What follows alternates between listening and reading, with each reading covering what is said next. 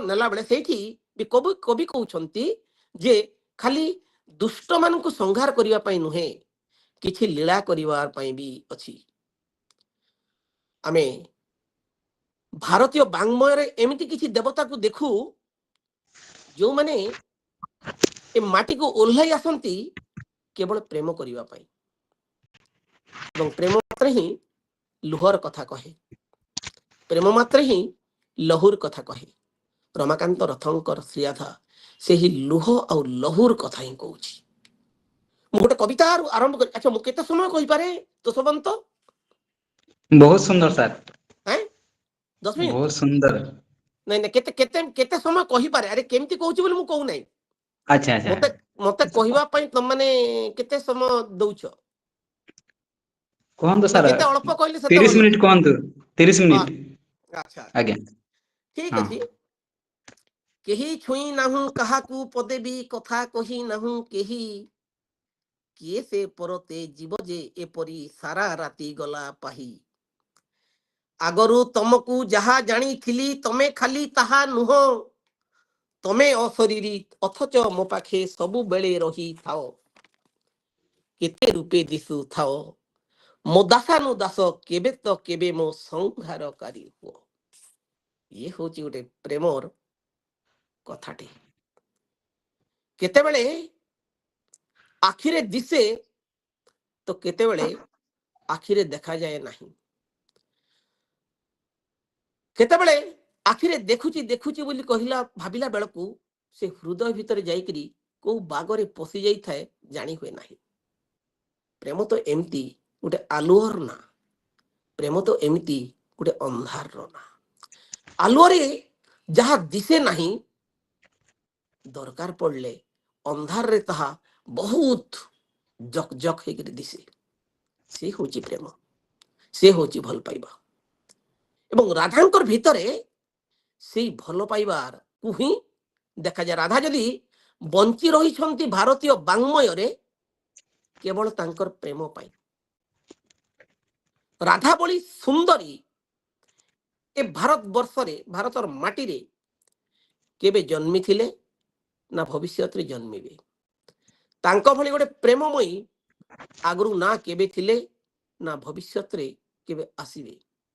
सबु कालर सुंदरी सबु कालर प्रेमशिला नागरी ये होछंती राधा किशोरी। राधा को गोटे किशोरी बोली कहती कवि माने सबु जगह। एवं रमाकांत रथंकर कविता को आम जिते पढ़ुचु रमाकांत रथंकर कविता किंतु एते बेसी किशोरी कथा कहे नहीं। राधा रमाकांत राधा और किशोरी नुहंती। रमाकांत राधा को आम जो बागरे अनेइबा सेठी देखिबा जे राधा जो जिते बड़े प्रेम रे पड़ुछंती सेते बड़े दुनिया को भलो करी चिन्ही थिबा तांकर बयस आसीछि। गोटे भूल बयस रे से प्रेम कर नाहंती। गोटे बुझी न पारिबा गोटे दुख कौन जंत्रणा कौन एटा कले को प्रकार रो अपवाद अछि सेटा से जानी जानिबार बयस रे ही प्रेम रे पड़िछंती। एवं जेमति कवि कहंती जे श्याम अपवाद मते लागि थाउ एमिति अपवाद को लागि थिवार कथा। जदि आमे जीवा टिके पछकू जदि आमे जीवा आमे जदि पळै जीवा विदग्ध चिंतामणि नायक विदग्ध चिंतामणि स्रष्टा प्रेम संपर्क रे गुड़ाए कथा कहिथिबार आत्मा को जदि आमे जीवा से कहउछंती कोन बड़ कठिन से प्रीति पालिबा तीक्ष्ण असीधारे पथ चलिबा शून्य आरोहण ठारू कठिन पवन फांदे धरिबा लक्षण प्रीति रक्षा ठारे जथा पारद रखिबा मुठारे। एठिका राधांकर भितरे ए जो गोटे प्रीति पालिबा पई को प्रकार रो छातीटे दरकार से कथा कहूची। किंतु रमाकांत राधा ସେଇ ପ୍ରାଚୀନ ରାଧା ନୁହେଁ। ପ୍ରାଚୀନ ରାଧାର ଅର୍ଗଳି ଭିତରୁ ମୁକୁଳି ଆସୁଛି ରମାକାନ୍ତ ରଥଙ୍କର ରାଧା। ଚିରାଚରିତ ଢଙ୍ଗର ଗୋଟେ କୁଝଟିକା ଭିତରୁ ସେ ମୁକୁଳି ଆସୁଛି ଗୋଟେ ଆଭାର, ଗୋଟେ ଇନ୍ଦ୍ରଧନୁର ଆଭା ନେଇକିରି। ରମାକାନ୍ତଙ୍କର ରାଧା ପ୍ରେମ କରେ। ରମାକାନ୍ତଙ୍କର ରାଧା ଯୋଉ ପ୍ରେମ କରେ, ସେ ପ୍ରେମ ବି ଗୋଟେ ପାକଳ ପ୍ରେମ। ଏମିତି କଞ୍ଚା ବୟସର ପ୍ରେମର ବାସ୍ନା ସେ ଭିତରେ ନାହିଁ। ରମାକାନ୍ତ ରଥଙ୍କର ଶ୍ରୀରାଧା ଯେତେବେଳେ ସେ ଆସୁଛନ୍ତି କୃଷ୍ଣଙ୍କ ସଂସ୍ପର୍ଶରେ, ସେତେବେଳେ ଆସୁଛି ଗୋଟେ ସକାଳର କଥା। ଅତଏବ ଏ ଯୋଉ ସେ କହିଲେ ପ୍ରଥମ କବିତାରେ, ଅନ୍ୟ ସବୁ ସକାଳଠୁ ଆଜିର ସକାଳ କାହିଁକି କେଜାଣି ଲାଗେ ଅଲଗା ଅଲଗା ବୋଲି। ତାହେଲେ ରାଧାର କଣ ଜୀବନଟା କେବଳ ଅନ୍ଧାର ହିଁ ଥିଲା? ରାଧା କଣ ତାହେଲେ ତମାମ ରାତି ହିଁ ଭୋଗୁଥିଲେ ତାଙ୍କର ସମଗ୍ର ଜୀବନ?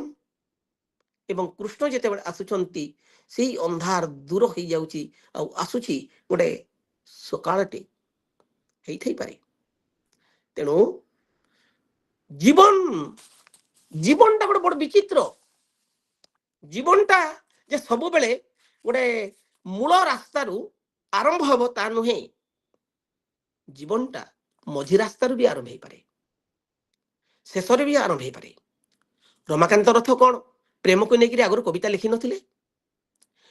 ରମାକାନ୍ତ ରଥ କଣ କବିତା ପ୍ରେମକୁ ବାଦ ଦେଇକରି କଣ କବିତା ଲେଖିନଥିଲେ?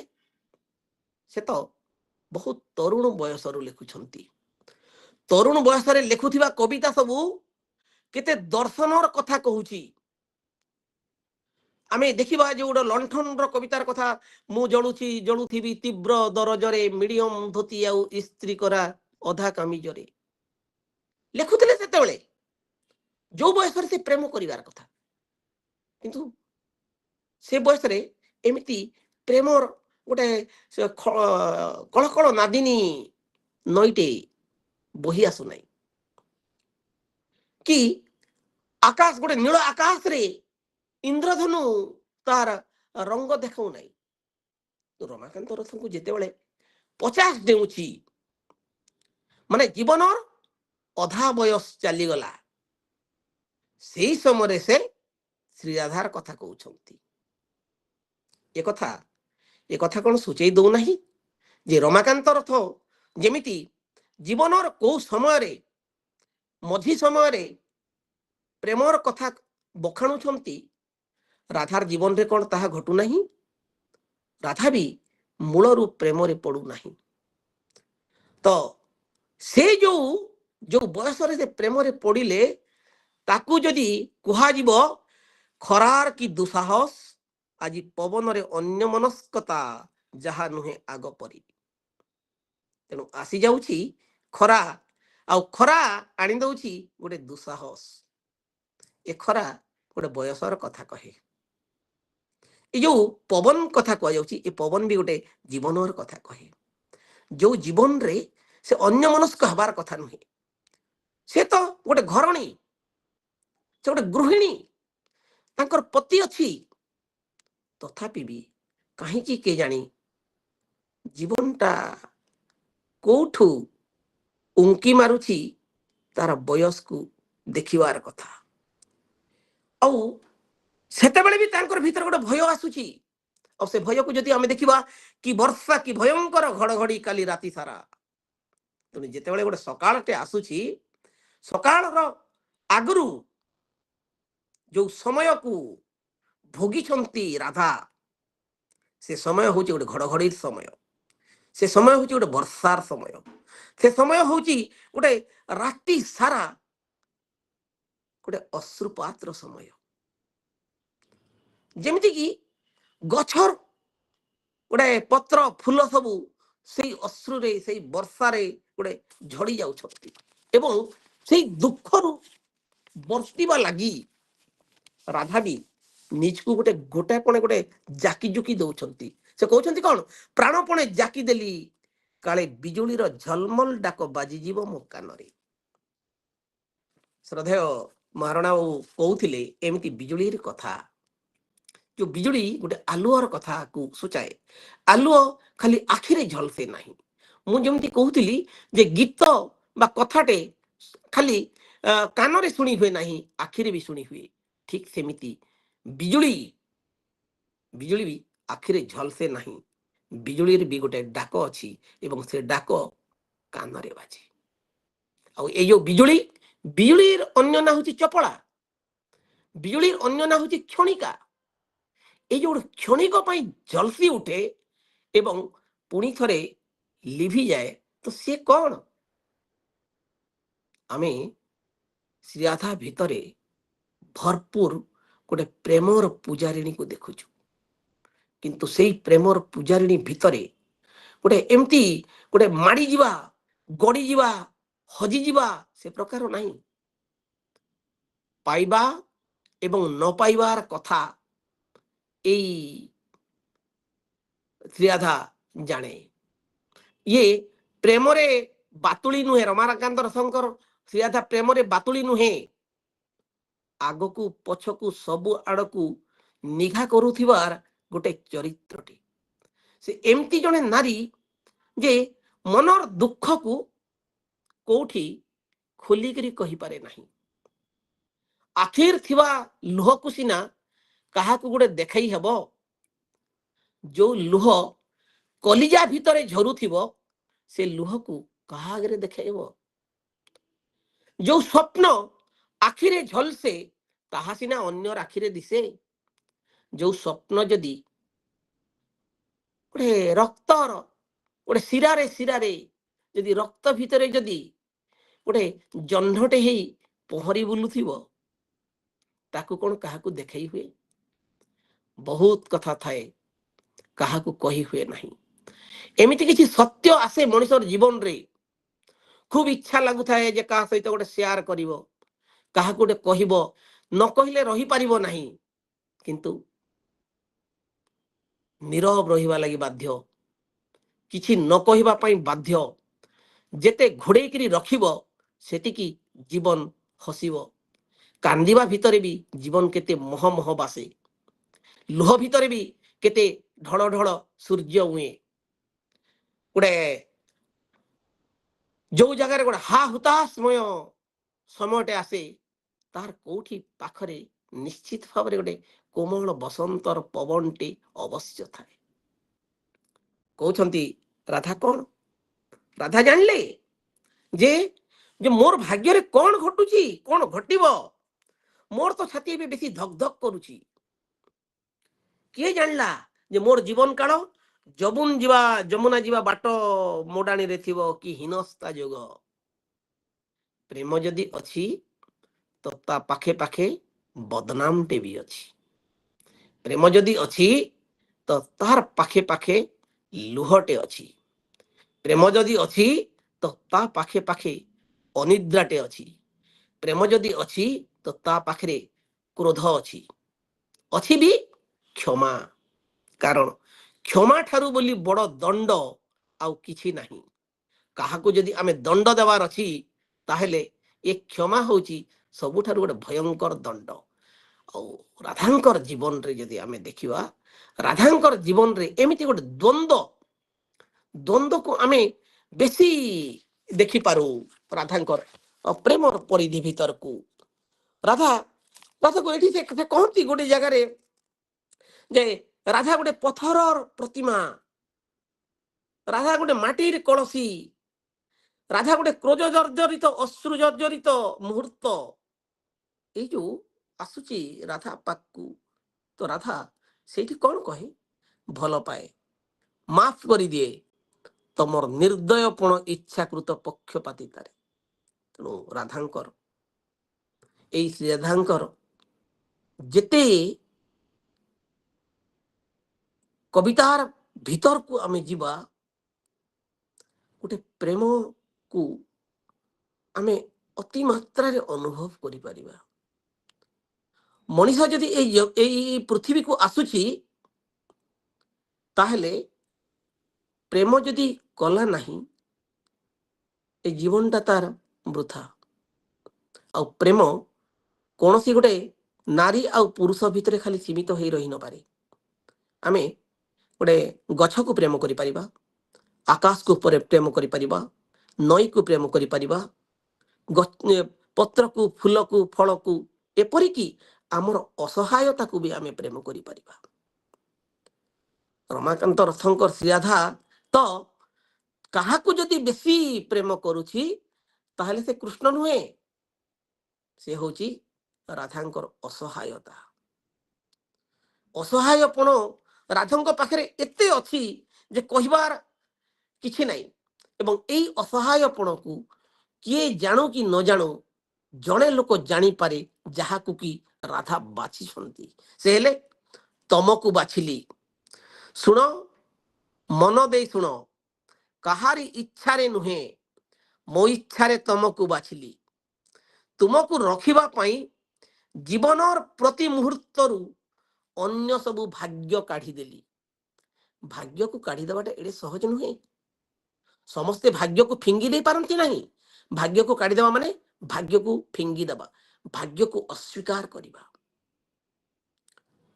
କିଛି ମଣିଷ ଅଛନ୍ତି ଯେଉଁମାନେ ନିଜର ଭାଗ୍ୟକୁ ନିଜେ ଲେଖନ୍ତି, ଯେଉଁମାନେ ଅନ୍ୟର ଦିଆ ଦୁଃଖ ଅପେକ୍ଷା ନିଜର ନିଜେ ନିଜେ ଦୁଃଖକୁ ଆହ୍ୱାନ କରନ୍ତି, ଆବାହନ କରନ୍ତି ଏବଂ ସେ ଦୁଃଖ ଭିତରେ ସୁଖକୁ ଖୋଜନ୍ତି। ସବୁବେଳେ ମଣିଷକୁ ସୁଖ ଆନନ୍ଦ ଦିଏ ନାହିଁ, ବେଳେ ବେଳେ ଦୁଃଖ ବି ମଣିଷକୁ ବହୁତ ଆନନ୍ଦ ଦିଏ। ଆଉ ଦୁଃଖକୁ ନେଇକରି ଯଦି ଜଣେ ଆନନ୍ଦ ପାଇପାରିଲା ତାହେଲେ ତାର ଦୁଃଖଟା ସେଇଠି ଗୋଟେ ମୋହନୀୟ ହେଇଯାଏ, ଗୋଟେ ମହିମ୍ନ ବେଦନା। ମଣିଷର ଯାବତୀୟ ସୁଖ ସମୃଦ୍ଧି ଠାରୁ କୌଣସି ଗୁଣରେ କମ୍ ନୁହେଁ। ସେ ତ ଆହୁରି ବେଶୀ ବେଶୀ ମଣିଷକୁ ଆପଣାର କରେ। ମଣିଷର এই যে ଗୋଟେ ଲୋଡ଼ିବାର ପଣ, এই যে ଗୋଟେ ଅପେକ୍ଷା କରିବାର ପଣ, এই ଗୋଟେ ଯଦି ନିଜକୁ ଉତ୍ସର୍ଗ କରିଦେବାର ପଣ, ଏସବୁ ରାଧାଙ୍କର ଭିତରେ ଆମେ ଦେଖୁଛୁ। ରାଧା ଏବଂ କୃଷ୍ଣଙ୍କର କଥାକୁ ନେଇକରି ଯଦି ଚର୍ଚ୍ଚା କରାଯାଏ, ରାଧା ସେ ଆଗ ମଲେ କି କୃଷ୍ଣ ଆଗ ମଲେ ସେଇଟା ଭିନ୍ନ କଥା।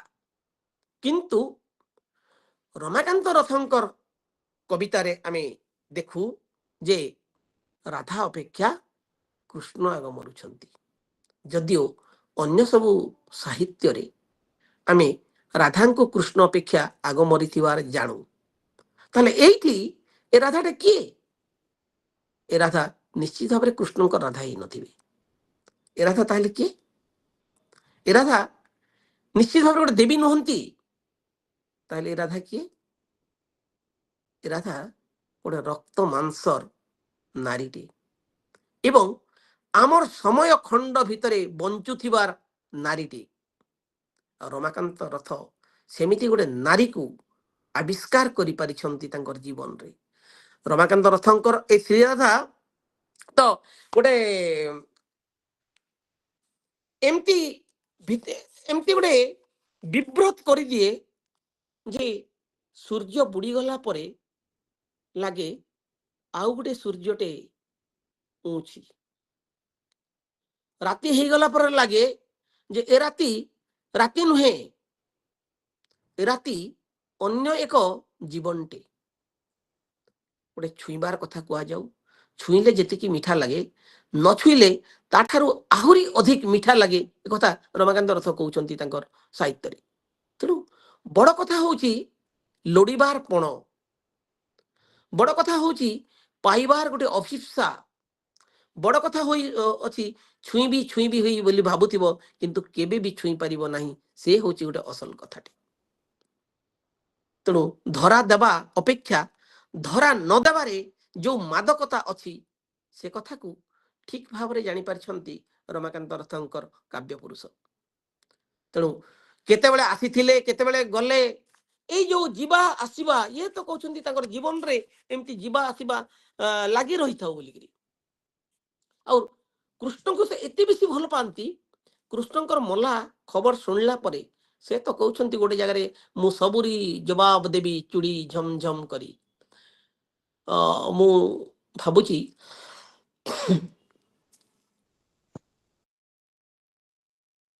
ମୁଁ ଭାବୁଛି ତଶବନ୍ତ ଯୋଉ ଆଖିରେ ଅନେଇଲାଣି ସେ ମତେ ଜଣେଇ ଦେବାକୁ ଚାହୁଁଛି ବୋଧେ ଯେ ନାଇଁ ସାର୍ 8 କୁହନ୍ତୁ ଘଣ୍ଟା ସାର୍। ଉପରେ ହେଇଗଲା ବୋଲିକିରି। ଆଉ ନାଇଁ ନାଇଁ ମେସେଜ ମୁଁ ଗୋଟେ ଆସିଲା ତ ସବୁବେଳେ ସାର୍ ତେଣୁ ଉପରେ ଦେଖିଲି ସାର୍। ମୁଁ କୁହନ୍ତୁ ମୁଁ ସାର୍। ସବୁବେଳେ ଗୋଟେ ସଚେତନ ଆପଣଙ୍କ ଥାଏ। ପାଇଁ ଅସୀମିତ ସମୟ ସାର୍, ଆପଣ କୁହନ୍ତୁ ଆମେ ନାଇଁ ଶୁଣିବୁ। ନାଇଁ ନାଇଁ, ଆଜ୍ଞା। ମୁଁ ସବୁବେଳେ ଗୋଟେ କଥା ଉପରେ ସଚେତନ ଥାଏ ଯେ ହୁଁ ମଣିଷର ମନ ମାନେ ମୋ ସାମ୍ନାରେ ଥିବା ଲୋକର ମନକୁ ମୁଁ ଟିକେ ଗୁରୁତ୍ୱ ଦିଏ। ତେଣୁ ମତେ ଲାଗୁଛି ମାନେ ଶୁଣିବାଟା ଜଣେ କେତେ ଘଣ୍ଟା ଶୁଣିପାରିବ। ନୋ ନାଇଁ ଡାଉଟ ସାର୍ ସମସ୍ତେ ନୋ ଡାଉଟ ଶୁଣୁଛନ୍ତି ଧ୍ୟାନ ଦେଇକି। ଏ ପ୍ରକାରର ଯୋଉ ହେବା କଥା ଏଇ ମାଧ୍ୟମରେ ଗୁଗୁଲ ମିଟ୍ ମାଧ୍ୟମରେ ଏସବୁ ଆମର ଦେଖା ହେବା କଥା, ଶୁଣିବା କଥା ଠିକ, କିନ୍ତୁ ମତେ ଲାଗେ ଯେ ଦୀର୍ଘ ସମୟ ହେଇଗଲେ ଟିକେ ଅସୁବିଧା ଆସେ କୋଉଠି ନା କୋଉଠି ଟିକେ। ଯେମିତି କି ଆମ୍ବ ଯେତେ ମିଠା ହେଲେ ବି ଆମେ ଯଦି 8 କାଳ 12 ମାସ କେବଳ ଆମ୍ବ ହିଁ ଖାଇ ବସିବା ତାହେଲେ ଅରୁଚିକର ଲାଗିବ। ତେଣୁ ସମସ୍ତଙ୍କୁ ମୁଁ ମୋର ଶ୍ରଦ୍ଧା ଜଣାଉଛି। ବିଶେଷ କରି ମତେ ବହୁତ ଥର କହିଛନ୍ତି ଇନ୍ଦ୍ରଜିତ, ଆଉ ଇନ୍ଦ୍ରଜିତକୁ ମୁଁ ସବୁଥର ଠକି ଦେଇଛି ଯେ ମୁଁ ତାଙ୍କର କଥା ରଖିପାରି ନାହିଁ। ଆଉ ତାଙ୍କ କଥା ରଖି ନ ପାରିବା ପଛରେ ଯାହା ଅଛି ମୋର ଅସହାୟତା ମୁଁ କହିଦିଏ ଯେ ମୁଁ ସତରେ ଇନ୍ଦ୍ରଜିତ, ମୁଁ ମିଛ କହୁନି, ମୁଁ ବହୁତ ବ୍ୟସ୍ତତା ଭିତରେ ବି ଥାଏ। ମାନେ 3ଟା ଡିପାର୍ଟମେଣ୍ଟର ହେଡସିପ୍ ମୋ ମୁଣ୍ଡରେ ଅଛି। ତେଣୁ ଏତେ କଥା ଭିତରୁ ମୁକୁଳି ଆସିଲା ବେଳକୁ ମୋର ନିଜର ବି ଗୋଟେ ପରିବାରଟେ ଅଛି, ମୋର ବି ମତେ ବି କିଏ ଗୋଟେ ଅପେକ୍ଷା କରୁଥିବ, ମୁଁ ତା ସାଙ୍ଗରେ କଥା ପଦେ ହେଇପାରୁନଥିବି, ସେ ଚାହୁଁଥିବ କଲଟେ କରିବା ପାଇଁ ତାର କଲର ଜବାବ ରଖିପାରୁନଥିବି। ଏମିତି ମୋର ବି ଗୋଟେ ବ୍ୟକ୍ତିଗତ ଜୀବନଟେ ଅଛି। ମୁଁ ଆଉ ଖାଲି ଯେ ମୁଁ ଘାଣ୍ଟି ହେଇଯାଉଛି ମୋର କାର୍ଯ୍ୟ ବ୍ୟସ୍ତତା ଭିତରେ ତା ନୁହେଁ। ମୁଁ ଚାହିଁଥିଲେ ହୁଏତ ସମୟ ଟିକେ ବାହାର କରିପାରିଥାନ୍ତି। କିନ୍ତୁ ଇନ୍ଦ୍ରଜିତ ମତେ ଡର ଲାଗେ ଗୋଟେ କଥା, ଏଇ ଯୋଉ ଗୁଗୁଲ ମିଟରେ ଦେଖି ହୁଏନି କାହାକୁ, ଦେଖିବାକୁ ଆତ୍ମା ଚାହୁଁଥିବ ଅଥଚ ତା ମୁହଁ ଦିଶୁ ନଥିବ, ଶୁଣି ହୁଏନି ତାହାକୁ ଯେ କିଛି କହୁନଥିବ, କିନ୍ତୁ ବେଳେ ବେଳେ ଲାଗେ ଯେ ଏଇ କିଛି କହୁନଥିବା ଲୋକେ ହିଁ ବହୁତ କିଛି କହୁଛନ୍ତି। କହନ୍ତି ଯେ ଆମେ ଭଦ୍ରାମିର ଖାତିରରେ ଅଛୁ ସିନା, ସତରେ କଣ ଆମେ ଶୁଣୁଛୁ? ଶୁଣୁନାହୁଁ। ତେଣୁ ବନ୍ଦ କର, ଆମେ ବି ଅଫ୍ କରିବୁ। ଏସବୁ କଥା ମତେ କାହିଁକି କେଜାଣି ଗୋଟେ ବେଶୀ ଲାଗେ ଇନ୍ଦ୍ରଜିତ, କାରଣ ମୁଁ ଟିକେ ବହୁତ ଭିତରକୁ ଚାଲିଯାଏ। ତେବେ ସେ ଯାହା ହଉ, ମୁଁ ଆଜି ବୋଧେ ତମର କଥାକୁ କାଟି ପାରିଲି ନାହିଁ। ଏଇଥିପାଇଁ ଆଜି ସକାଳ ତମେ ଯେତେବେଳେ କହିଲ ରମାକାନ୍ତ ରଥଙ୍କର ଜନ୍ମ ଜୟନ୍ତୀର କଥା ତମେ ପାଳନ କରୁଛ ବୋଲିକିରି, ଆଉ ଯୋଉ ରମାକାନ୍ତ ରଥ ମତେ ଗୋଟେ କଲମ ଧରିବା ପାଇଁ ପରୋକ୍ଷରେ କୋଉଠି ନା କୋଉଠି ଗୋଟେ ଉସ୍କେଇଛନ୍ତି। ମତେ ଏଡେ ଚମତ୍କାର ଚିଠିଟେ ଦେଇଥିଲେ ତମେ ବୁଝିପାରିବ ନାହିଁ ମୋର ମନର କଥାକୁ। ମୋ ପାଖରେ ଏବେ ବି ବହିଟେ ଅଛି ଟେବୁଲ ଉପରେ, ବହିଟା ଯଦି ଦିଶୁଛି ତ ମୁଁ ଦେଖେଇ ଦେଇପାରେ। ଦିଶୁଛି କି? ଆଜ୍ଞା ଦିଶୁଛି ଦିଶୁଛି ସାର୍। ଚନ୍ଦ୍ରସେଣା ବହି ସାର୍। ଚନ୍ଦ୍ରଶେଣା। ଏବଂ ଏ ବହିର ପଛପଟେ ସେଇ ରମାକାନ୍ତ ରଥଙ୍କର ଚିଠି ଛପା ହେଇଛି, ଯୋଉଟା ସେ ମତେ ଦେଇଥିଲେ। ମାନେ ରମାକାନ୍ତ ରଥଙ୍କର ଶ୍ରୀଆଧା ମତେ କବିତା ଲେଖିବା ପାଇଁ ଗୋଟେ ଶକ୍ତି ଦେଇଥିଲା।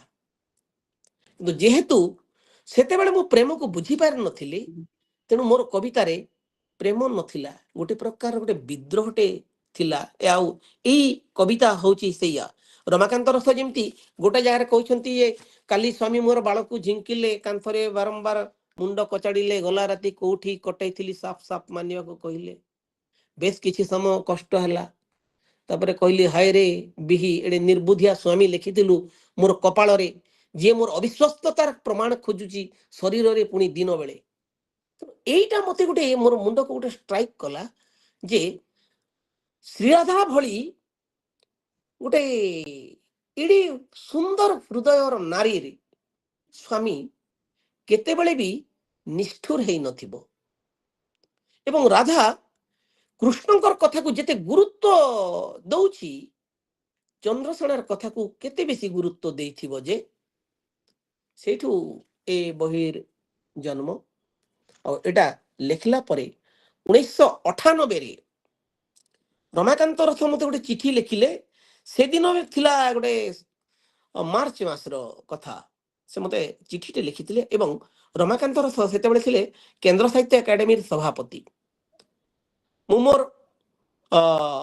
ସମ୍ବରଣ କରିପାରୁନା ଏ ଆଗ୍ରହକୁ। ମୁଁ ପଢି ଦଉଛି ଛୋଟ ଚିଠିଟା।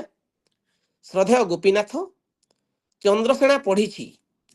ଏହା ଭିତରେ ଜଞ୍ଜାଳ ଖୁବ୍ ବଢି ଯାଇଥିବାରୁ ଓ ମୋତେ ଓଡ଼ିଶାରୁ ବହୁତ ଦିନ ଅନୁପସ୍ଥିତ ରହିବାକୁ ପଡୁଥିବାରୁ ଆଗରୁ ଉତ୍ତର ଦେଇପାରିଲି ନାହିଁ, କ୍ଷମା କରିବ। ରମାକାନ୍ତ ରଥ କିଏ ଆଉ ମୁଁ କିଏ? ରମାକାନ୍ତ ରଥଙ୍କର ନିରୀହତାକୁ ଦେଖାଯାଉ, ରମାକାନ୍ତ ରଥଙ୍କର ଉଦାରତାକୁ ଦେଖାଯାଉ। ରମାକାନ୍ତ ରଥ ସେ ହେଉଛନ୍ତି ଗୋଟେ ପବିତ୍ରତାର ଗୋଟେ ପ୍ରତୀକ। ମତେ ସେ କହୁଛନ୍ତି ଯେ କ୍ଷମା କରିବ ବୋଲିକିରି। ଖାଲି ପଢିଲି ନୁହେଁ, ମୁଗ୍ଧ ହେଲି। ଏତେ ଗୀତିମୟତା, ସ୍ୱଚ୍ଛନ୍ଦତା ଆଧୁନିକ କବିତାରେ ବିରଳ। ଗୀତିମୟତା ଫଳରେ କିନ୍ତୁ ବକ୍ତବ୍ୟ ବିଛୁରିତ ହୋଇଯାଉ ନାହିଁ, ନିର୍ଦ୍ଦିଷ୍ଟ ଓ ସ୍ପଷ୍ଟ ହୋଇ ରହୁଛି। କେଉଁ କବିତାର ଉଦାହରଣ ଦେବି? ଅନେକ କବିତାରେ ତ ଏ ଦ୍ୱୈତାବସ୍ଥା ଅତି ସାର୍ଥକ, ଶବ୍ଦ ସଂଯୋଜନା ଅତି ଅକୃତ୍ରିମ, ପୁଣି ଖୁବ୍ ଭାବଜ୍ଞାପକ। କେତେବେଳେ କବିତାଟିଏ ଖୁବ୍ କରୁଣ ଲାଗିଲା ବେଳେ ପର ମୁହୂର୍ତ୍ତରେ ତାର ଦାମ୍ଭିକ ସ୍ୱର ଚମତ୍କୃତ କରିଦେଉଛି। ମୋର ଅଭିନନ୍ଦନ ନେବ, ତମ କାବ୍ୟ ସାଧନା ଉପରେ ଫୁଲଚନ୍ଦନ ବର୍ଷା ହେଉ। ଶୁଭାନୁଧ୍ୟାୟୀ ରମାକାନ୍ତ ରଥ। ରମାକାନ୍ତ ରଥ ତ ଏଡ଼େ ବଡ଼ ଆଶୀର୍ବାଦରେ ଦେଲେ, କିନ୍ତୁ ସତ କହିବାକୁ ଗଲେ ଏ ଆଶୀର୍ବାଦଟା ମୋ ଜୀବନରେ ମୁଁ ଫଳେଇ ପାରିଲି ନାହିଁ। ତେଣୁ ଆଶୀର୍ବାଦର ଦୋଷ ନୁହେଁ, ଇଏ ହେଉଛି ମୋର ଦୋଷ, ମୋର ଅସହାୟତା। ଠିକ ଅଛି, ସମସ୍ତଙ୍କୁ ପୁଣି ଥରେ ସାଧୁବାଦ। ମତେ ଧୈର୍ଯ୍ୟର ସହିତ ଶୁଣିଛନ୍ତି ଆପଣମାନେ, ତେଣୁ ମୁଁ ଋଣୀ ରହିଗଲି ଆପଣମାନଙ୍କ ପାଖରେ। ବହୁତ ବହୁତ ଧନ୍ୟବାଦ ସାର୍। ପ୍ରେମକୁ ଆପଣ ନିଜସ୍ୱ ଅନୁଭୂତି ଭିତରେ ଏତେ ସୁନ୍ଦର ଭାବରେ ପରସିଲେ ଯେ ଆଜି ବୋଧେ ଯେଉଁମାନେ ଶୁଣୁଥିଲେ, ଯେଉଁମାନେ ପ୍ରକୃତରେ ପ୍ରେମ ବି କରୁଥିବେ, ତାଙ୍କର ଧାରଣା ବଦଳି ଯାଇଥିବ ଯେ ପ୍ରକୃତରେ ମଣିଷ ଜନ୍ମ ହେଲେ ସେ କାହାକୁ ନା କାହାକୁ ପ୍ରେମ ହିଁ କରେ। ସେ ମଣିଷ ହେଇପାରେ, ପଶୁ ପକ୍ଷୀ, ଗଛଲତା ହେଇପାରେ। ତା ସହିତ ରାଧା ଯଦି ଆଜି ଯାଏ ବଞ୍ଚିଛନ୍ତି, କେବଳ ପ୍ରେମ ପାଇଁ ବଞ୍ଚିଛନ୍ତି। ଏତେ ସୁନ୍ଦର ମନ୍ତବ୍ୟ ରଖିଲେ। ଏହା ରାଧାଙ୍କୁ ନେଇ ଯେତେ ସବୁ ଚେତନା ଆଜି ଆମ ଭିତରେ ବିକଶିତ ହଉଛି, ରାଧାଙ୍କ ପ୍ରକୃତ ପ୍ରେମକୁ ବୁଝିବା ପାଇଁ ଏଇଟା ଗୋଟେ ମାଇଲ ଖୁଣ୍ଟ, ଷ୍ଟୋନ ଗୋଟେ ଆପଣ ଦେଇକି ଗଲେ ସାର୍। ବହୁତ ଧନ୍ୟବାଦ। ଏବଂ ଏହା ସହିତ ଭାରି ଖୁସି ଲାଗିଲା ଯେ ଆପଣ ଚନ୍ଦ୍ରସେଣା କାବ୍ୟ ଲେଖିଛନ୍ତି, କିନ୍ତୁ ଏହାର ପୃଷ୍ଠପଟରେ ରମାକାନ୍ତୀୟ କବି ସତ୍ତା, ଆଶୀର୍ବାଦର ପ୍ରଭାବ ରହିଛି। ଆପଣ କହୁଥିଲେ ଯେ ସେ ଆଶୀର୍ବାଦ ମୁଁ ଫଳେଇ ପାରିନାହିଁ, ଆପଣ ଭଲ ଚାଷ କରିଛନ୍ତି ଚନ୍ଦ୍ରସେଣାକୁ ନେଇକି। ଖୁବ ସୁନ୍ଦର ଆଲୋଚନା ରଖୁଥିଲେ। ଯାହା ବି ଆଉ କହୁଥିଲେ, ଆପଣ ଆମକୁ ବହୁତ ଠକି ଦେଇଛନ୍ତି। ଠକି ନାହାନ୍ତି ସାର୍, ଆପଣ ତ ବ୍ୟସ୍ତ ଭିତରେ ସମୟ ଦେଇ ପାରୁନଥିଲେ, କିନ୍ତୁ ଯେତିକି ବି ସମୟ ଦେଲେ ଆମେ ଖୁବ ତୃପ୍ତ ହେଲୁ। ଆଶା କରିବୁ ଆଉ କେବେ ନା କେବେ କାର୍ଯ୍ୟକ୍ରମରେ ନିହାତି ଭାବରେ ଆଉ ଥରେ ଆମେ ଶୁଣିବା ପାଇଁ। ଆଉ ଠିକ ଅଛି, ଏବେ ଆମେ ଯିବା ଆମର ପ୍ରଶ୍ନୋତ୍ତରୀ କାର୍ଯ୍ୟକ୍ରମ ଆଡକୁ। ଆଉ କାହାର ଯଦି ଜିଜ୍ଞାସା ଥାଏ, ନିଜର ନାମ କହି କେଉଁ ମହାଶୟଙ୍କୁ ପ୍ରଶ୍ନ କରିବାକୁ ଚାହୁଁଛନ୍ତି ପ୍ରଶ୍ନ ରଖିପାରିବେ।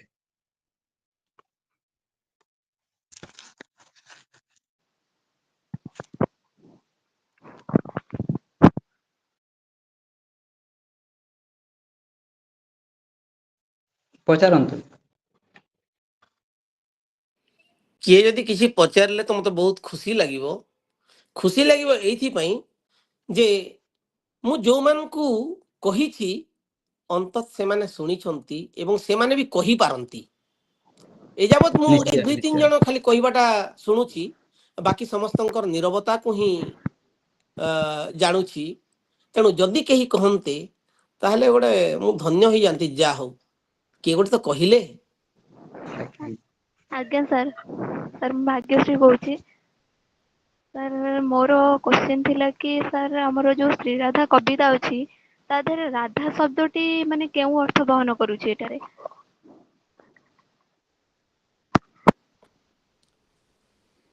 ଶ୍ରୀରାଧା ଏଟା ମୋ ପାଇଁ ନା ମହାରଣା ବାବୁଙ୍କ ପାଇଁ?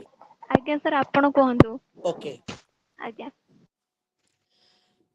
ରାଧା ଆଉ ଶ୍ରୀରାଧା ର କଥା ଯଦି ଆସେ, ରାଧା କୁ ଆମେ ଶ୍ରୀରାଧା କହୁଛୁ। ରାଧାଙ୍କ ଭିତରେ ଏମିତି କିଛି ଗୁଣ ଆସିଛି ଯାହାକି ତାଙ୍କୁ ଶ୍ରୀ ସ୍ତରକୁ ନେଇଗଲା। ସ୍ତ୍ରୀ ମାନେ କଣ?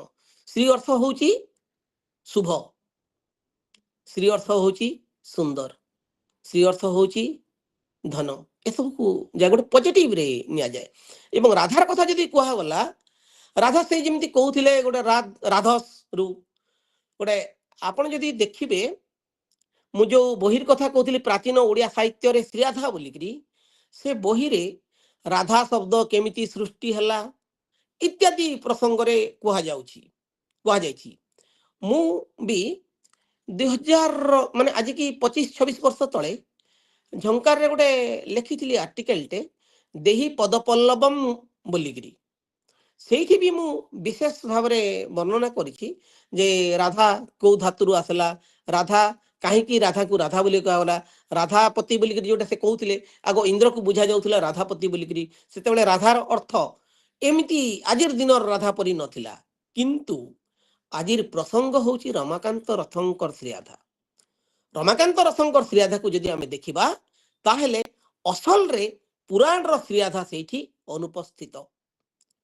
ରମାକାନ୍ତ ରଥଙ୍କର ଶ୍ରୀରାଧା ଇଏ କାଳ୍ପନିକ ଶ୍ରୀରାଧା ନୁହେଁ, କିନ୍ତୁ ପୁରାଣର ଶ୍ରୀରାଧା ଆମେ ଯେ କାଳ୍ପନିକ ଶ୍ରୀରାଧା ନୁହନ୍ତି ଆମେ କହିପାରିବା ନାହିଁ।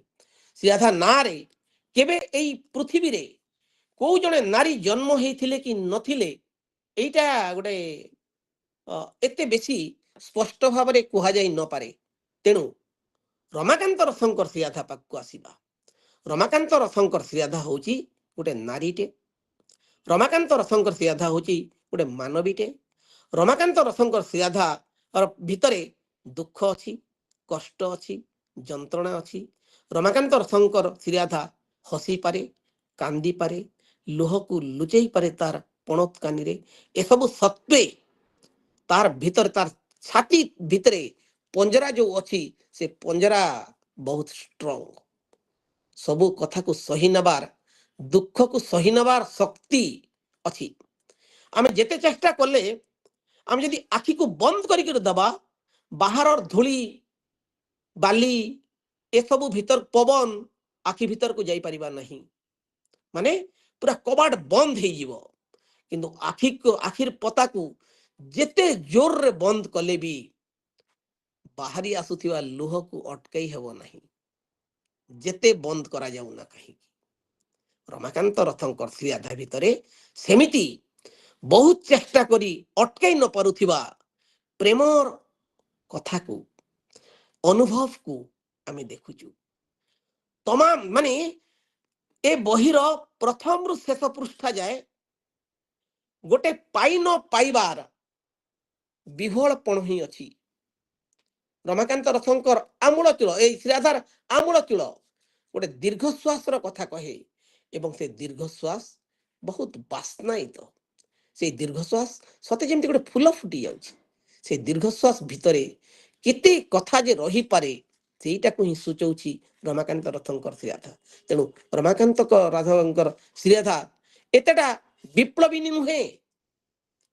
ରମାକାନ୍ତ ରଥଙ୍କର ଶ୍ରୀରାଧା ଚୁପଚାପ ପ୍ରେମ କରି ଯାଉଥିବାର ଗୋଟେ ଛଳ ଛଳ ଅନୁଭବଟେ।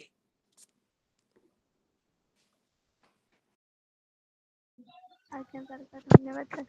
ସାର୍ ମୋର ଆଉ ଗୋଟେ ବି କ୍ୱେଶ୍ଚିନ୍ ଥିଲା, ସାର୍ ପଚାରି ପାରିବି?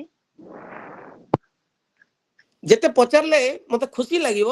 ମୁଁ ଜାଣିଥିଲେ ତ କହିବି, ନ ଜାଣିଥିଲେ ହାତ ଟେକି ଦେବି ଯେ କ୍ଷମା କରିବ, ମତେ ଆସେ ନାହିଁ ବୋଲି। ଆଜ୍ଞା ସାର୍।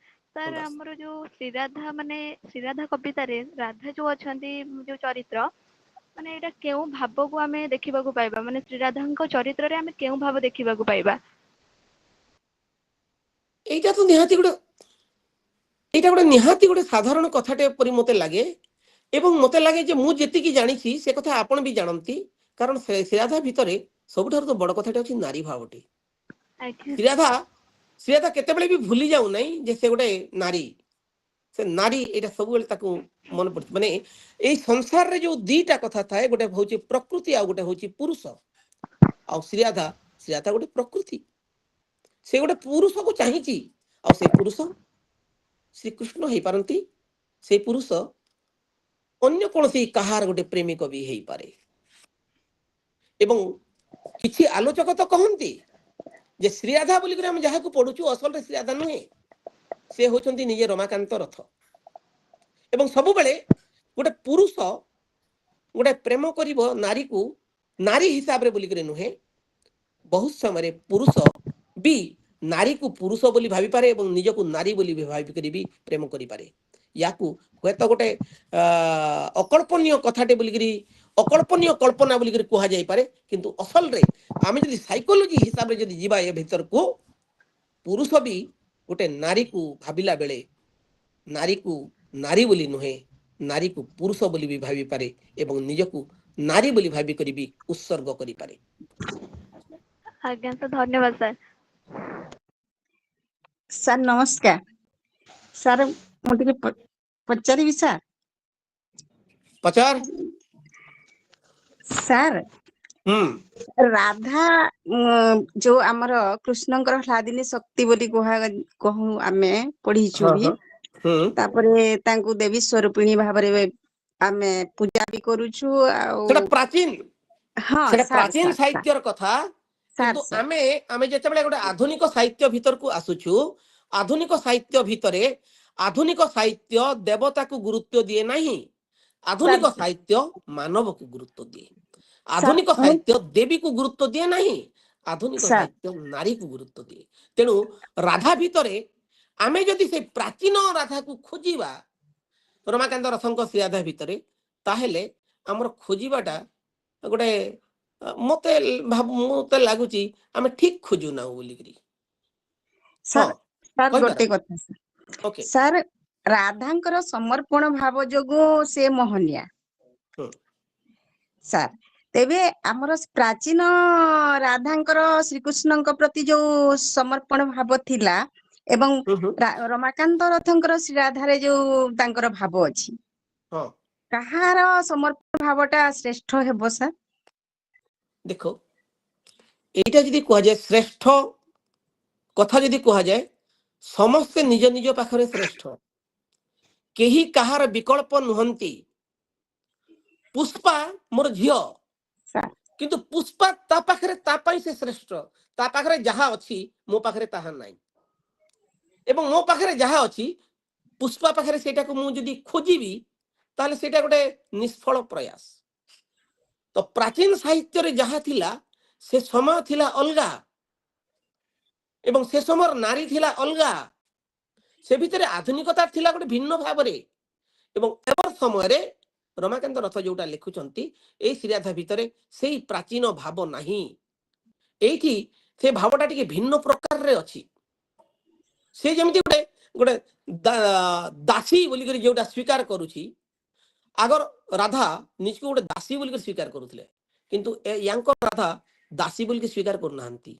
ସେ କହୁଛନ୍ତି ଯେ ବରଂ ତମେ ମୋର ଦାସାନୁଦାସ ବୋଲି କହୁଛନ୍ତି।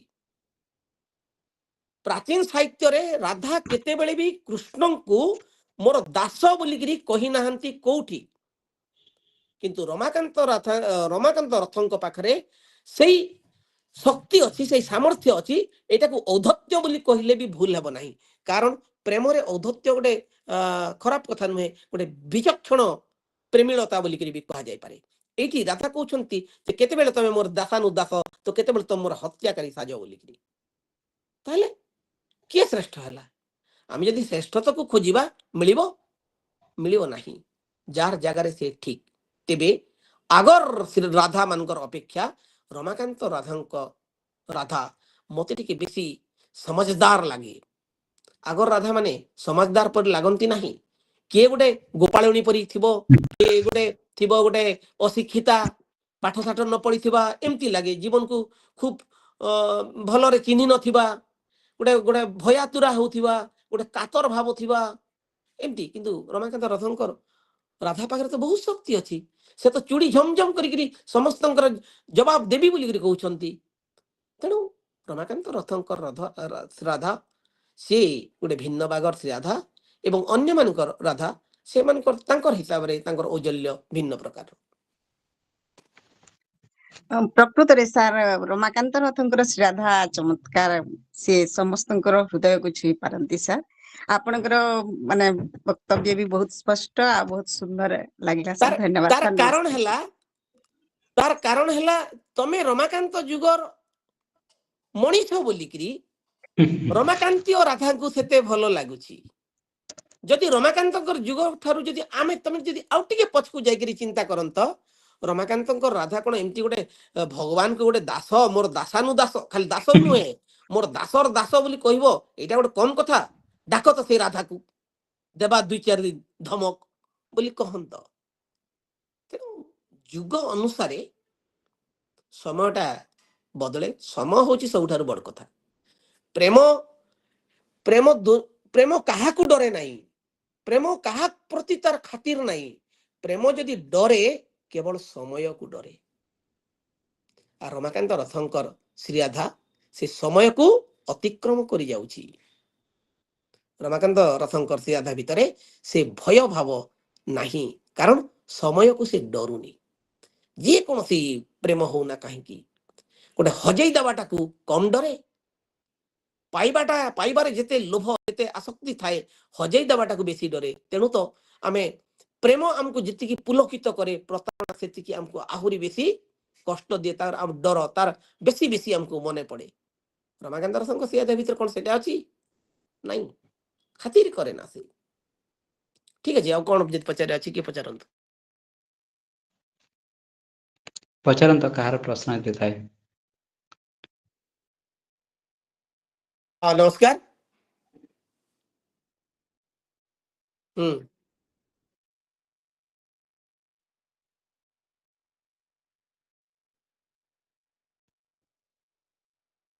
ହେ ବିପ୍ଳବୀ ନୁହନ୍ତି ବୋଲିକିରି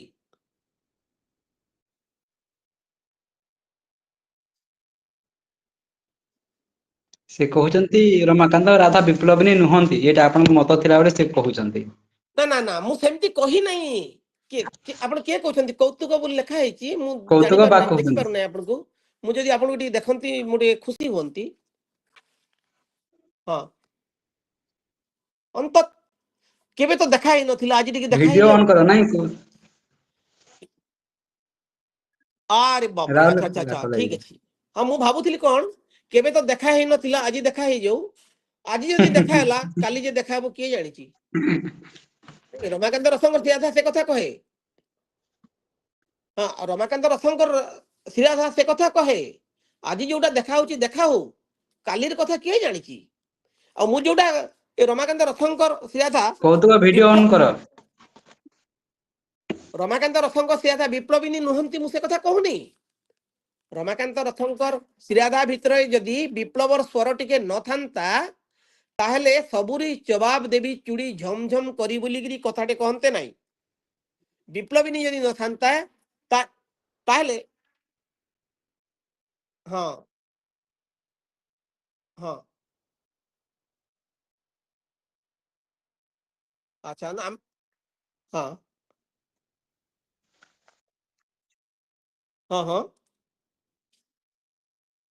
ହଁ, ହୁଁ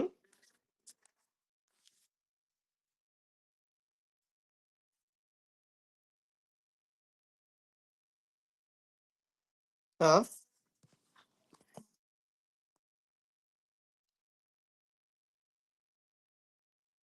ହୁଁ। ଏଇଟା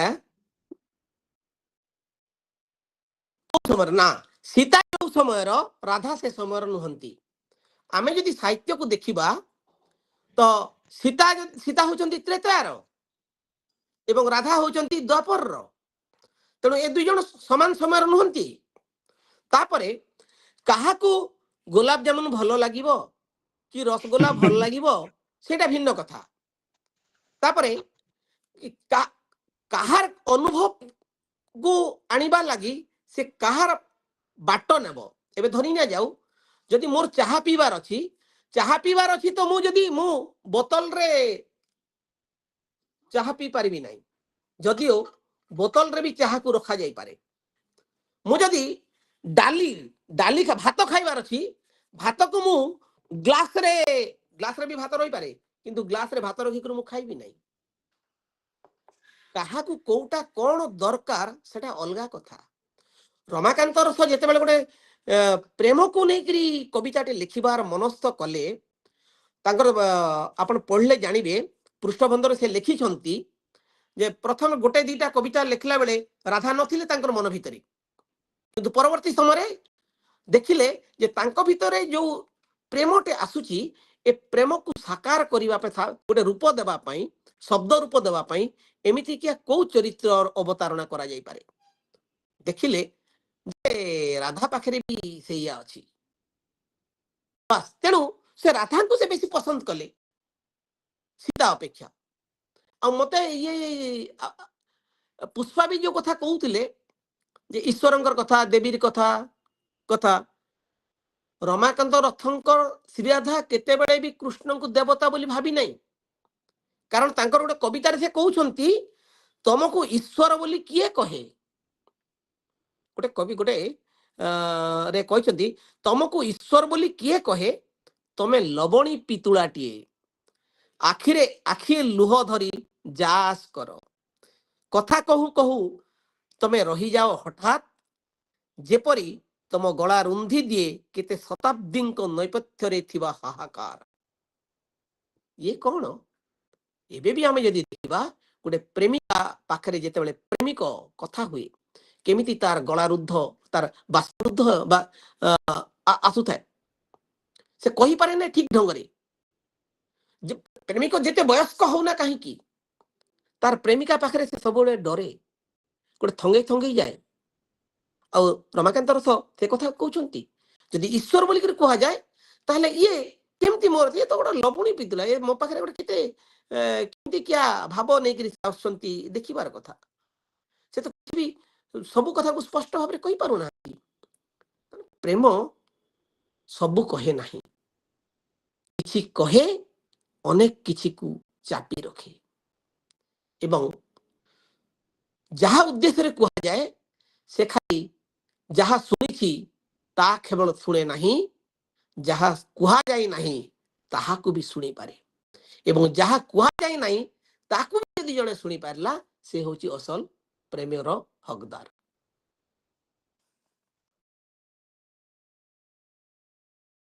आउ कहार प्रश्न थाए गोटे दिटा पचारंतु नहले आमे परवर्ती पर्याय को दिबा और 5 मिनिट समय भीतर सारिबा प्रणाम सर सर गोटे पंक्ति बुझबार टिके असुविधा थिला तमे आउ नाहु बोली खबर आसी तमे जदि तांको पई नमदे थांतो मु गोटापणे पाइथि किपरि तुमको सर सेटा टिके एटा जेते बेले गोटे खबर आसिला जे श्रीकृष्ण मरीगले तो कृष्ण जेते बेले राधा पाखरे थिले सेते बेले राधा बदनाम हेइछंती राधा एठी जोटा कहा गला जे तमे मरीगल बोली कि मु तुमको गोटापणे पाइली बोली कि ये हेउची गोटे अनुभव कथा राधांकर प्रेम पोता जेते ए सॉरी उभा जेते ताठारू पोता अधिक जोटा उभा माने बाहर को जोटा दिसुची मरीगले कृष्ण मरीगला परे राधा आउ बदनाम हेबार किछि नहीं तेणु राधा राधा को गोटे कथा जे मो पदे कहूँ ए दुनिया तुमको देखिबा पाई मते मना करि पारे ए दुनिया तुम सहित कथा हेबा पाई मते मना करि पारे ए दुनिया तुमको छुईबा पाई मते मना करि पारे ए दुनिया तुमको आलिंगन करिबा पाई मते मना करि पारे ए दुनिया तुमको डाकिबा पाई मना करि पारे किंतु कहार शक्ति अछि तुमको मु भाबिबा को मना करिवो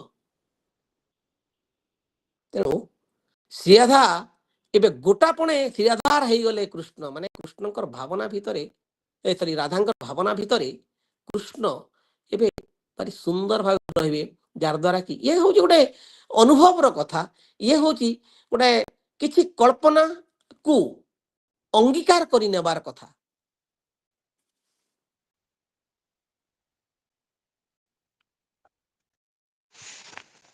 आज्ञा सर धन्यवाद।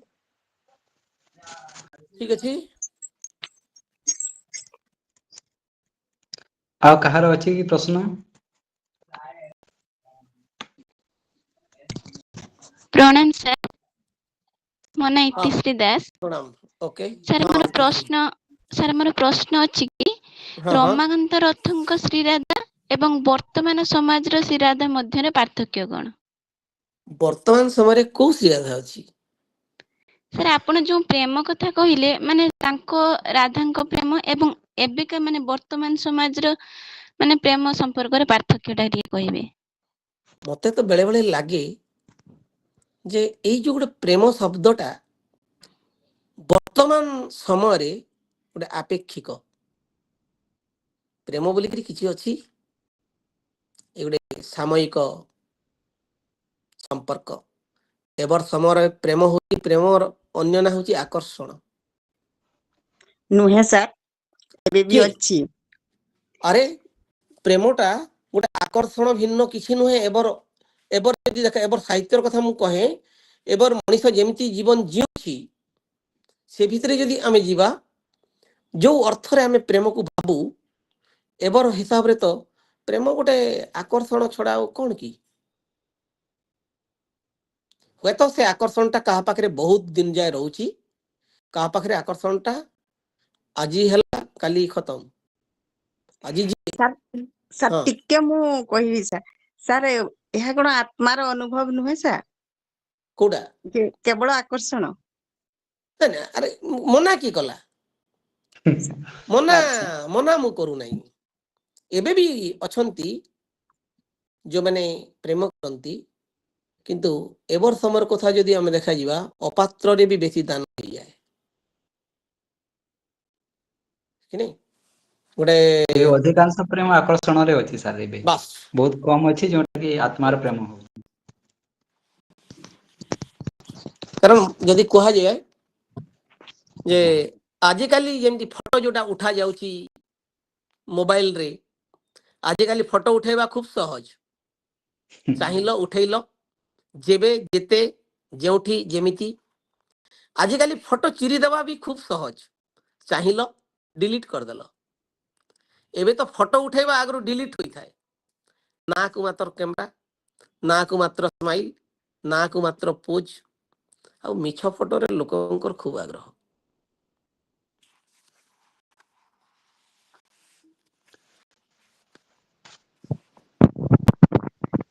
ଆଜ୍ଞା ଧନ୍ୟବାଦ ସାର୍ ସାର୍ ଧନ୍ୟବାଦ। ଖୁବ ସୁନ୍ଦର ଭାବରେ हाँ नमस्कार सर धन्यवाद ମୁଁ सर बहुत सुंदर कहले सर बुझिले हाँ धन्यवाद सर ସାର୍ ଆଜ୍ଞା ସାର୍ हाँ ସାର୍ ମୁଁ ଆଉ ଗୋଟେ ଛୋଟ କ୍ୱେଶ୍ଚନ ପଚାରିବି ସାର୍ ମୋର ओके ମାନେ ପଚାରିବାର ଅଛି ଶ୍ରୀରାଧା କବିତାରେ ଆମେ କେଉଁ ଭାବରସ ଦେଖିବାକୁ ପାଇବା? अरे एक कथा କାହାକୁ ସାରଙ୍କୁ ପଚାରୁଛ ବାଗ ସାରଙ୍କୁ? ଆଜ୍ଞା ଆଜ୍ଞା। कौन आउ टिके मु सुनिया चाहूची ଶ୍ରୀ ରାଧା କାବ୍ୟରେ କେଉଁ ଭାବରସ ଦେଖିବାକୁ ପାଇବା ପଚାରିଲେ ସାର୍? देखो रस तो गोटे रस सियारे सेटा होची श्रृंगार रस आउ एठी सेमिति ନା गोटे ସାର୍ କରୁଣ काहानी ରସ ବି ଅଛି। हाँ अच्छी करुण रस ଆଜ୍ଞା तो श्रृंगार रसर गोटे मित्र रस ଆଜ୍ଞା करुण रसरु श्रृंगार आसु नहीं श्रृंगार रसरु करुण रस आसुची एठी कि नहीं कारण से गोटे जगह कहउछंती राधा जेते थर इच्छा हेबो सेते थर अंधार भितर तुमको ओटारी आनी मोर अगणा को आज्ञा देवी ठिया हुओ एठी जेउठारे तुम पूरा प्रतिबिंब नई रे पड़िबो किंबा सेठी जेउठारे पहाड़ से पाखु जन्ह हुए बा अन्यत्र जेउठारे राति पाही पारे नाही मोर बिना अनुमति रे कौन एठी गोटे पाइप गोटे लोड़ीबा पण को आमे बेसी देखुचु किछि जड़े मागु नथिबो ताकू जाचिकरी देवा जे मागुची ताकू ଦେବାର କିଛି ଉପକ୍ରମ ନ କରିବା। ରମାକାନ୍ତ ରଥଙ୍କର କଣ ଅଛି ସେ ତ ଏଠି ନିଜକୁ ଗୋଟେ ସବୁବେଳେ ଭାବୁଛନ୍ତି ଯେ ମୋର ଭିତରେ ଅଛି ଗୋଟେ ଅଯୋଗ୍ୟପଣ ବୋଲିକିରି। ମୁଁ ମାନେ ରମାକାନ୍ତଙ୍କର ଶ୍ରୀରାଧା ନିଜକୁ ଗୋଟେ କ୍ଷୁଦ୍ର ବୋଲି ଭାବୁଛନ୍ତି, ନିଜକୁ ଗୋଟେ କ୍ଷୁଦ୍ରତର ବୋଲି ଭାବୁଛନ୍ତି। ସେ ମରିବା ଯାଏ ଠିକ ବଞ୍ଚିବା ପର୍ଯ୍ୟନ୍ତ ଯେତେ ଦିନ ଯାଏ ମୁଁ ବଞ୍ଚିକିରି ଥିବି, ବାସ୍ ତମକୁ ହିଁ ତମର ଏଇ ଯୋଉ ଛୁଆ ତମର ପଦେ କଥା ତମକୁ ଭାବିବା ଏସବୁକୁ ନେଇକିରି ହିଁ ମୁଁ ବଞ୍ଚୁଥିବି। ମୁଁ ମରିଗଲା ପରେ ବି ଏଇ ପ୍ରେମ ତମକୁ ମୋର ଭଲ ପାଉଥିବାର ପ୍ରେମ ମୋ ସହିତ ମରିଯିବ ନାହିଁ। ମୁଁ ମରିଗଲା ପରେ ବି ମୋର ଭଲ ପାଇବା କୋଉଠି ନା କୋଉଠି ବଞ୍ଚି କରିଥିବ। ରମାକାନ୍ତ ରଥଙ୍କର ଶ୍ରୀରାଧା କହେ। ରମାକାନ୍ତ ରଥଙ୍କର ଶ୍ରୀରାଧା ଭାଗ୍ୟକୁ ଯେତେ ବେଶୀ ଗୁରୁତ୍ୱ ଦିଏ ତାଠାରୁ ବେଶୀ ଗୁରୁତ୍ୱ ଦିଏ ଭଲ ପାଇବାକୁ। ଏବଂ ଭଲ ପାଇବା ଉପରେ ଭଲ ପାଇବାର ଆୟୁଷ ଖୁବ ବେଶୀ। ମଣିଷର ଆୟୁଷ ଠାରୁ ଭଲ ପାଇବାର ଆୟୁଷ ଖୁବ ବେଶୀ ବୋଲି ରମାକାନ୍ତ ରଥଙ୍କର ଶ୍ରୀରାଧା କହେ। ତେଣୁ ସେଇ ରସର କଥା ସେଇ ଭାବର କଥା ଯଦି କୁହାଯାଏ, ରମାକାନ୍ତ ରଥଙ୍କର ଶ୍ରୀରାଧା ଆୟୁଷ ଠାରୁ ବି ଆୟୁଷ ବାହାରେ ବି ଗୋଟେ ଆୟୁଷ ଅଛି, ସେ ଉପରେ ସେ ଗୁରୁତ୍ୱ ଦିଏ। ଆଜ୍ଞା ସାର୍ ହୁଁ। ବହୁତ ଭଲ ଲାଗିଲା ସାର୍। ଆପଣ ବହୁତ ମାନେ ଏତେ ମାନେ କହିଲେ, ଆଉ ମୁଁ ଶ୍ରୀରାଧା ବିଷୟରେ ବହୁତ ବି ଜାଣିଲି। ଆଉ ହୃଷିକେଶ ସାର୍ ଯାହା ବି କହିଲେ, ଆପଣ ଯାହା କହିଲେ, ବହୁତ କିଛି ମାନେ ଜାଣିବାକୁ ଆଧିରୁ ପାଇଲି। ବହୁତ ଧନ୍ୟବାଦ ସାର୍। ଆଜି ପୁରା ଆପଣଙ୍କୁ ଗୋଟେ ବି ବହୁତ କ୍ଲାସ ଧନ୍ୟବାଦ। ରେ ବସିଲା ଆପଣଙ୍କୁ ଭଳିଆ ବି ବହୁତ ଲାଗିଲା, ଏତେ ଧନ୍ୟବାଦ। ସୁନ୍ଦର। ମୁଁ ଭାବି ବି ନମସ୍କାର ନଥିଲି ସାର୍। ଏତେ ସୁନ୍ଦର ହେବ ହଁ ଆଲୋଚନା ବୋଲି। ହୁଁ। ହଁ ନମସ୍କାର ଆଚ୍ଛା। ସାର୍। ନମସ୍କାର। ରମାକାନ୍ତ ରଥଙ୍କର ଶ୍ରୀରାଧାରେ ପ୍ରେମ କଣ ସାର୍, ଆଉ ପ୍ରେମର ମୂଲ୍ୟ କଣ? ପ୍ରେମକୁ କୌଣସି ମୂଲ୍ୟରେ ମାପି ହୁଏ ନାହିଁ। ପ୍ରେମ ତ ଅମୂଲ ମୂଲ। ପ୍ରେମର ତେଣୁ ପ୍ରେମକୁ ଯୋଉଦିନ କୌଣସି ମୂଲ୍ୟରେ ମପାଯିବ, ସେଦିନ ପ୍ରେମ ଆଉ ପ୍ରେମ ହେଇକରି ରହିବ ନାହିଁ। ଆଉ ରମାକାନ୍ତ ରଥଙ୍କର ଶ୍ରୀରାଧା ସେଇ ପ୍ରେମରେ ଥାଏ, ଯୋଉ ପ୍ରେମ ହଉଛି ଗୋଟେ ସାଧନାର କଥା, ଯୋଉ ପ୍ରେମ ହଉଛି ଗୋଟେ ଜୀବନର କଥା। ମାନେ ନିଜ ଭିତରେ ସେ ଗୋଟେ ଜାଗାରେ କହୁଛନ୍ତି, ମୁଁ ଇଆଡେ ଦେଖିଲେ ତମେ, ସେଆଡେ ଦେଖିଲେ ତମେ, କିନ୍ତୁ ମୁଁ ଯେତେବେଳେ ଆଖି ବନ୍ଦ କରିଦଉଛି ତମେ ଆସିକରି ମୋ ଭିତରେ ରହୁଛ।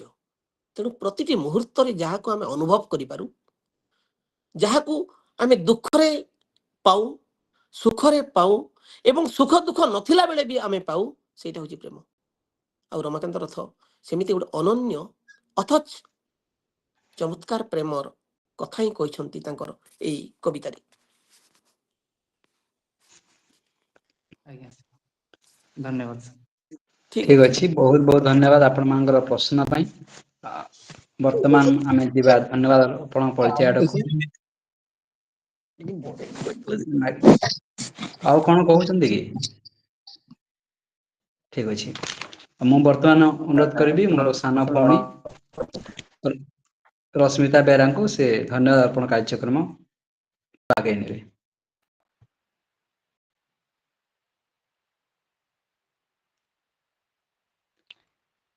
ଜୟ ଜଗନ୍ନାଥ, ସମସ୍ତଙ୍କୁ ସାରସ୍ୱତ ପ୍ରଣାମ। ସୃଜନାଙ୍କର ସାହିତ୍ୟ ପରିବାର ବାରିପଦା ଦ୍ୱାରା କବି ରମାକାନ୍ତ ରଥଙ୍କ 91ତମ ଜନ୍ମ ଜୟନ୍ତୀ ଉପଲକ୍ଷେ ଆୟୋଜିତ ସ୍ୱତନ୍ତ୍ର କାର୍ଯ୍ୟକ୍ରମ ଏକ ନୂତନ ପ୍ରେକ୍ଷାପଟରେ ଆଧୁନିକତାର କବି ରମାକାନ୍ତ ରଥଙ୍କ କାବ୍ୟମୟୀ ଶ୍ରୀରାଧାରେ ମୋତେ ଧନ୍ୟବାଦ ଅର୍ପଣ ପାଇଁ ସୁଯୋଗ ଦେଇଥିବାରୁ ମୁଁ ରଶ୍ମିତା ବେରା ପ୍ରଥମେ ଅନୁଷ୍ଠାନ ନିକଟରେ କୃତଜ୍ଞତା ଜ୍ଞାପନ କରୁଛି।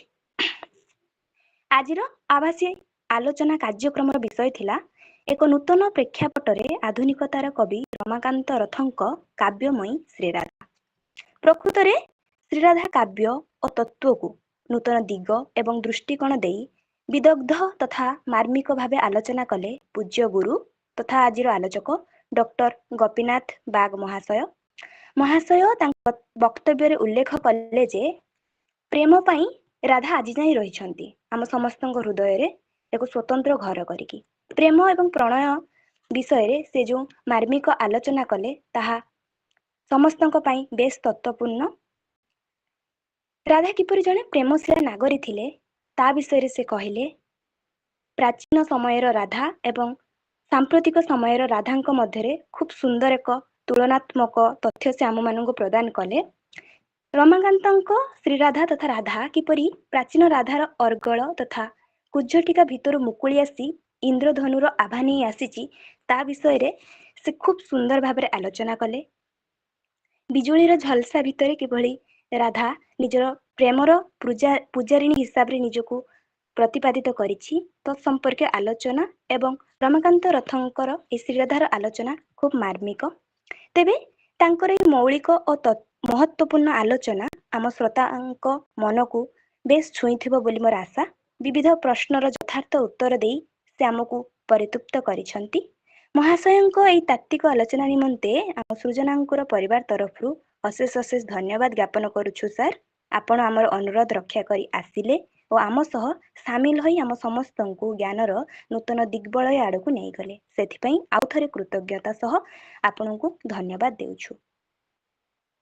ଆଜିର ଆଲୋଚନାର ଅନ୍ୟତମ ଆଲୋଚକ ଯୁବ ଅଧ୍ୟାପକ ଡକ୍ଟର ହୃଷିକେଶ ମହାରଣା ତାଙ୍କ ବକ୍ତବ୍ୟରେ ରମାକାନ୍ତୀୟ କାବ୍ୟ କୌଶଳ ଓ ଶ୍ରୀରାଧା କାବ୍ୟ ସମ୍ପର୍କରେ ବିସ୍ତୃତ ଆଲୋଚନା କରୁଥିଲେ। ତାଙ୍କ ଆଲୋଚନାରେ ଆମେ ଜାଣିଲୁ କିଭଳି ରାଧା ଶବ୍ଦର ସୃଷ୍ଟି ତତ୍ତ୍ୱ ଠାରୁ ଆରମ୍ଭ କରି ବୈଷ୍ଣବୀୟ ଚିନ୍ତାଧାରା ଉତ୍ପତ୍ତି ଏବଂ କିଭଳି ବ୍ରହ୍ମ ବୈବର୍ତ ପୁରାଣ ହେଉ କିମ୍ବା ଯୋଗଶାସ୍ତ୍ର ହେଉ ତନ୍ତ୍ରଶାସ୍ତ୍ର ହେଉ କିଭଳି ସବୁରେ ରାଧାଙ୍କର ତତ୍ତ୍ୱ ରହିଅଛି। ରାଧା ଧାରା ଶବ୍ଦରୁ କିଭଳି ରାଧା ଶବ୍ଦ ଯାଏଁ ପହଞ୍ଚି ପାରିଛନ୍ତି ତତ୍ ସମ୍ପର୍କୀୟ ଆଲୋଚନା ବେଶ୍ ମହତ୍ତ୍ୱପୂର୍ଣ୍ଣ ଥିଲା। ଏଭଳି ମୁଗ୍ଧ ଆଲୋଚନା ପାଇଁ ସାରଙ୍କୁ ଅଶେଷ ଅଶେଷ ଧନ୍ୟବାଦ ଆମ ଅନୁଷ୍ଠାନ ତରଫରୁ। ଆପଣ ଆମ ବିନୀତ ଅନୁରୋଧ ରକ୍ଷା କରି ଆମ ଆଲୋଚନାରେ ଯୋଡ଼ି ହେଲେ, ଆମକୁ ଉତ୍ସାହିତ କଲେ ଏବଂ ଜିଜ୍ଞାସୁଙ୍କ ଜିଜ୍ଞାସାକୁ ଚରିତାର୍ଥ କଲେ। ତେଣୁ ସୃଜନାଙ୍କର ପରିବାର ତରଫରୁ ଆପଣଙ୍କୁ ଅଶେଷ ଅଶେଷ ଧନ୍ୟବାଦ ସାର୍। ଧନ୍ୟବାଦ ଦେଉଛି ଆଜିର କାର୍ଯ୍ୟକ୍ରମର ମଞ୍ଚ ସଞ୍ଚାଳନ କରୁଥିବା ମୋର ବଡ଼ ଭାଇ ତୋଷବନ୍ତ ମେହେରଙ୍କୁ। ଖୁବ୍ ସୁନ୍ଦର ଭାବରେ ସେ ଆଜିର କାର୍ଯ୍ୟକ୍ରମକୁ ସଞ୍ଚାଳିତ କରି ଆଲୋଚନାକୁ ସଫଳ ମଣ୍ଡିତ କରାଇଲେ। ମଧୁର ଲଳିତ କଣ୍ଠରେ ପ୍ରାରମ୍ଭିକ ସଙ୍ଗୀତ ଗାନ କରିଥିବା ମୋର ସହପାଠିନୀ ଶୁଭଲକ୍ଷ୍ମୀ ମହାପାତ୍ରଙ୍କୁ ମଧ୍ୟ ଆଜିର ଏହି ଅବସରରେ ଅଶେଷ ଅଶେଷ ଧନ୍ୟବାଦ ଦେଉଛି ଅନୁଷ୍ଠାନ ତରଫରୁ। ସୁନ୍ଦର ଭାବରେ ତୁମେ ସଙ୍ଗୀତ ପରିବେଷଣ କରି ଆଲୋଚନାକୁ ବିଭାମଣ୍ଡିତ କରିଲ। ଆଜିର କାର୍ଯ୍ୟକ୍ରମରେ ଅତିଥି ପରିଚୟ ପ୍ରଦାନ କରିଥିବା ମୋର ଅନ୍ୟତମ ସହପାଠିନୀ ଇତିଶ୍ରୀ ଦାସଙ୍କୁ ମଧ୍ୟ ଧନ୍ୟବାଦ ଦେଉଛି। ସେ ଆଜିର ଆଲୋଚକଙ୍କ ସମ୍ପର୍କରେ ଖୁବ୍ ସୁନ୍ଦର ଏବଂ ସଂକ୍ଷିପ୍ତ ଭାବରେ ଅତିଥି ପରିଚୟ ରଖିଥିଲେ। ତେଣୁ ତାଙ୍କୁ ମଧ୍ୟ ଆମ ପରିବାର ତରଫରୁ ଅଶେଷ ଅଶେଷ ଧନ୍ୟବାଦ। ଯେଉଁମାନଙ୍କ ସହଯୋଗ ବିନା ଓ ସମର୍ଥନ ବିନା ଆଜିର ଏହି କାର୍ଯ୍ୟକ୍ରମର କଳ୍ପନା କଦାପି କରାଯାଇ ନପାରେ, ସେମାନେ ହେଉଛନ୍ତି ଆମ ସୃଜନାଙ୍କର ସାହିତ୍ୟ ପରିବାରର ସାହିତ୍ୟ ପିପାସୁ ଗୁରୁଜନ ବନ୍ଧୁ ଓ ଭାଇ ଭଉଣୀ। ସେମାନେ ସମସ୍ତଙ୍କୁ ଅନୁଷ୍ଠାନ ତରଫରୁ ଧନ୍ୟବାଦ ଦେଉଅଛି। ଏତେ ସମୟ ଧରି ଆମ କାର୍ଯ୍ୟକ୍ରମରେ ସକ୍ରିୟ ଭାବେ ଯୋଗଦାନ କଲେ, ନିଜର ଜିଜ୍ଞାସା ରଖିଲେ। ଏହିପରି ଭାବେ ଆପଣମାନଙ୍କ ସହଯୋଗ ସଦାସର୍ବଦା ଆମ ପରିବାର ପ୍ରତି ଏପରି ରହିଥାଉ। ସମସ୍ତଙ୍କୁ ଏ ଅବସରରେ ଆଉଥରେ ଧନ୍ୟବାଦ ଜଣାଇ ଧନ୍ୟବାଦର ପର୍ବରୁ ଏଇଠି ବିରାମ ନେଉଛି। ଧନ୍ୟବାଦ। ଧନ୍ୟବାଦ ରଶ୍ମିତା, ତୁମକୁ ମଧ୍ୟ ଅଶେଷ ଧନ୍ୟବାଦ। ଖୁବ୍ ସୁନ୍ଦର ଭାବରେ ଧନ୍ୟବାଦ ଆପଣ କାର୍ଯ୍ୟକ୍ରମକୁ ପରିସମାପ୍ତ କଲ। ଆଜି 9:20 ହେଲାଣି। ଯେଉଁ ଅତିଥିମାନଙ୍କୁ ଆମେ ଏଇ ମଞ୍ଚରେ ପାଇଲୁ ସେମାନଙ୍କୁ ପୁଣି ଥରେ ପ୍ରଣାମ ଏବଂ ବିଦାୟ ଦେବା ପୂର୍ବରୁ ଆଉ ଥରେ କୃତଜ୍ଞତା ଜ୍ଞାପନ କରୁଛୁ। ଆପଣମାନଙ୍କର ଏହିପରି ସହଯୋଗ ରହୁ। ଆପଣମାନଙ୍କୁ ଆହୁରି ମଧ୍ୟ ଶୁଣିବାର ଅପେକ୍ଷା ରଖିବୁ। ଏ ଜିଜ୍ଞାସା କେବେ ମେଣ୍ଟିବ ନାହିଁ, ଏ ଆଶା କେବେ ପରିତୃପ୍ତ ହେବନି। ଆପଣମାନଙ୍କୁ ଯେତେ ଶୁଣୁଥିବୁ ସେତେ ନୂଆ ଲାଗୁଥିବ। ଗୋପୀନାଥ ବାଗ ସାର୍ ତ ପଢେଇଛନ୍ତି ପିଜି ବେଳେ, ଏବଂ ଆଜି ଯାହା ଆଲୋଚନା କଲେ ଗୋଟେ କ୍ଲାସ କଲା ଭଳିଆ ଆମେ 2.5 ଘଣ୍ଟା ଖଣ୍ଡେ ଆମେ ଶୁଣିଛୁ ତାଙ୍କର ବକ୍ତବ୍ୟକୁ। ଋଷିକେଶ ସାର୍ ମଧ୍ୟ ଖୁବ୍ ସୁନ୍ଦର ଭାବେ ଆଲୋଚନା କରିଥିଲେ। ତେଣୁ ସମସ୍ତଙ୍କୁ ଅନେକ କୃତଜ୍ଞତା ଧନ୍ୟବାଦ ଆମ ଅନୁଷ୍ଠାନ ତରଫରୁ। ବର୍ତ୍ତମାନ ଆମେ ସଭା ସାଙ୍ଗ ପର୍ଯ୍ୟାୟକୁ ଯିବା ଏବଂ ପୁଣି ଥରେ ଆଉ ଗୋଟେ ସପ୍ତାହରେ ଦେଖା ହେବା ନୂଆ ବିଷୟ ସହିତ ଏବଂ ନୂଆ ଆଲୋଚନାକୁ ନେଇ। ଧନ୍ୟବାଦ, ସମସ୍ତଙ୍କୁ ପ୍ରଣାମ, ଶୁଭରାତ୍ରି। ନମସ୍କାର ସାର୍, ନମସ୍କାର ସାର୍। ନମସ୍କାର, ଧନ୍ୟବାଦ।